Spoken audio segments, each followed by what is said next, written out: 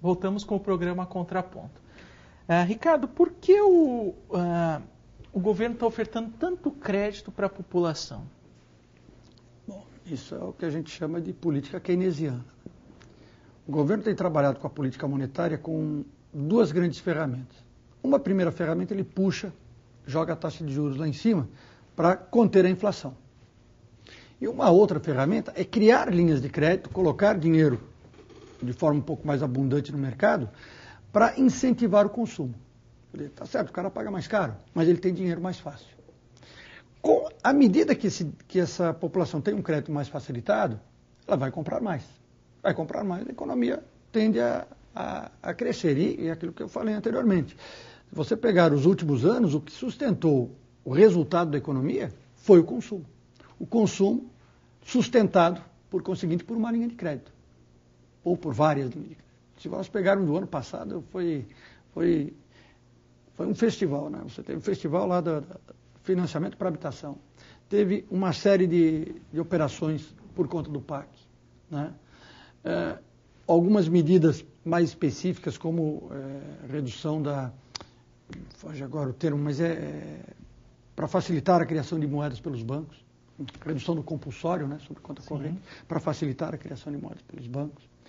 Isso tudo para favorecer o processo de financiamento e aí as pessoas terem mais condições, ou terem um pouco mais de condição de adquirir produtos. E com isso a economia ser puxada para cima. Tem uma receita hoje para a população ficar menos endividada? Tem. Aquela... Do ponto de vista, se a gente pensar no indivíduo, a receita é simples. Quando você vai comprar, você pensa duas vezes.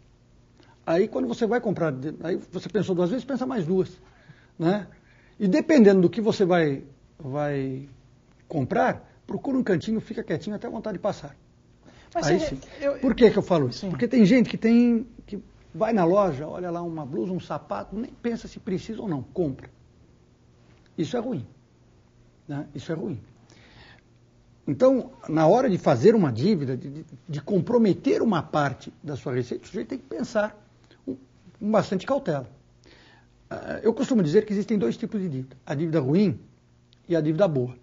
A dívida boa é aquela que você assume um financiamento, assume um compromisso e recebe em troca um bem real que vai te dar utilidade. Por exemplo, você compra uma televisão. Telespectador aí, compra uma televisão para assistir o Contraponto. Opa, isso é bom. Né? Isso é bom. Né? Se ele usando aquele produto está tendo uma utilidade para ele. Né? E especialmente se aquele produto tiver uma vida útil maior do que o prazo de pagamento. Sim. Se ele se mantiver abaixo dos 30% de endividamento e pagar em dia, é uma dívida ótima. Mas a base de tudo é um produto que tenha utilidade, que gere algum benefício. Agora, se ele compra um produto que ele usa duas vezes, deixa guardado e não usa nunca mais, aí é uma dívida ruim. Se a dívida é financeira, tipo cheque especial, crédito rotativo, é ruim. Se é uma dívida para pagar outra dívida, é ruim. Se ele é uma dívida de um produto que ele vai parcelar e quando ele pagar a segunda parcela o produto já acabou, é ruim. Então, imagina, por exemplo, fazer compra de supermercado e pagar com cheque pré-datado. Sim. Ou cartão de crédito. Ou cartão de crédito. Quer dizer, quando vencer a parcela, cadê a compra que eu tive? Já consumi toda. Então, isso é ruim. Então, tem dívida boa e tem dívida ruim. Então, no caso, uma dívida boa seria um bem durável. Um bem durável. Um bem que presta, um carro. ou até mesmo um eletrodoméstico. Desde que tenha uma finalidade. Né? Não adianta o sujeito comprar uma televisão de 50 polegadas, por exemplo, e não usar. Aí é bobagem. Comprar um computador financiado e não usar. Né? Então, aí comprar só por comprar, não. Comprar é com finalidade. Nós falamos no começo do programa sobre os salários. Você acha que os salários eles estão mais achatados ou o brasileiro está mais endividado? Olha, também é uma pergunta interessante, né? Eu diria que o brasileiro está endividado por conta dessa facilidade de crédito.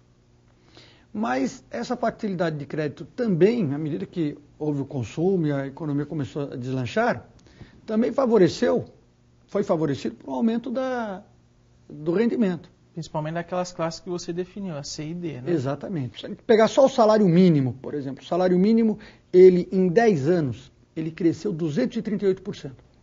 Há 10 anos atrás, em 2000, o salário era R$ 151, hoje é 510. Então, se a gente fizer as contas, vai chegar a 238, mais ou menos 238% de crescimento nominal. Tira-se a inflação, medida aí pelo IGPM ou pelo IPCA, a gente vai apurar um ganho real do salário mínimo, algo na casa entre 70% e 85%.